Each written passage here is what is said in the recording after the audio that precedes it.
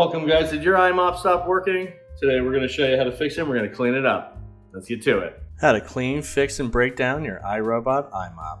Welcome to Adulting Life 101. My name is Adam and today we're going to show you how to set up, clean, and fix the iRobot mop. It's the Braava jet and let's get to it, show you some parts.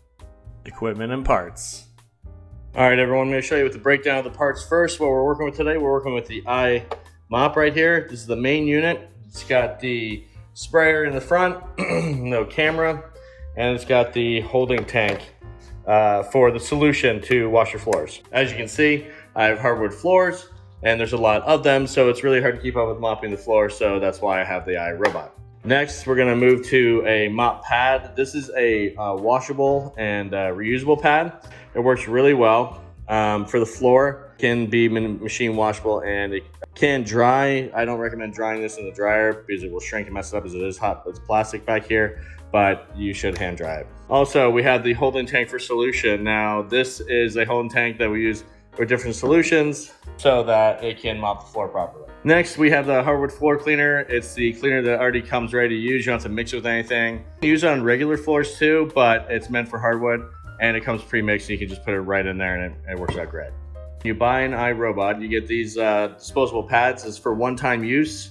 Everything you see here, guys, will be in the description. This is not a sponsored video, but I just showing you products, how to work them that I use in my everyday life. So that's the one-time use pad. Last but not least, we got the base for the iRobot that goes on the floor. This little piece is just the mounting bracket where the iRobot goes into. This is the main sensor that sees the iRobot within the floor, so when it's driving back up to it, it helps guide it with the camera.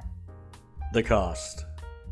The cost of the unit can vary from $349 to $399. Sometimes you can find better deals on Amazon, but just make sure you search around. Cleaning and setup. Next, we're going to spray down the iMOP, make sure it's clean. I like to use the Lysol cleaner here. It cleans everything really well. It's good because most of the stuff is plastic and you don't want to damage the components. You got to make sure to clean it up, clean that camera really well. See the little camera at the end gets kind of stuck with dirt and grime. This one has some marks on it. Mine has some marks because my dog attacked it once, which I thought was funny. I'm going to clean this up. Get the sensors nice and clean. Got this back camera too.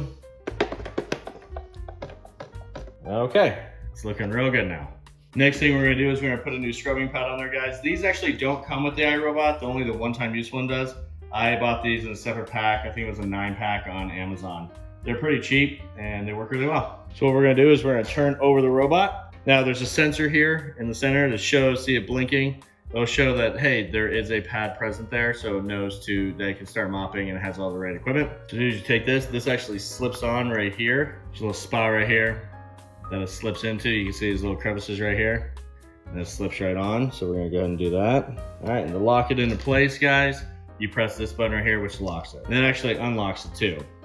The way it stays on here, it has these little Velcro on each side that will stick to the mat, which is right here, and it sticks to the mat, so it keeps it down on the floor. So when it's flashing red like it is now, that means it's not detecting any water or any kind of solution in there for the cleaner, so we have to go ahead and do that. And to do that, you press this button right here. This pops open. What we're gonna do next is fill it with the cleaner. So what we're gonna do is we came over to my sink, and this right here is the container has a little bit left in it, but all it does is just unscrews on the top like that, and you could pour the liquid right in there.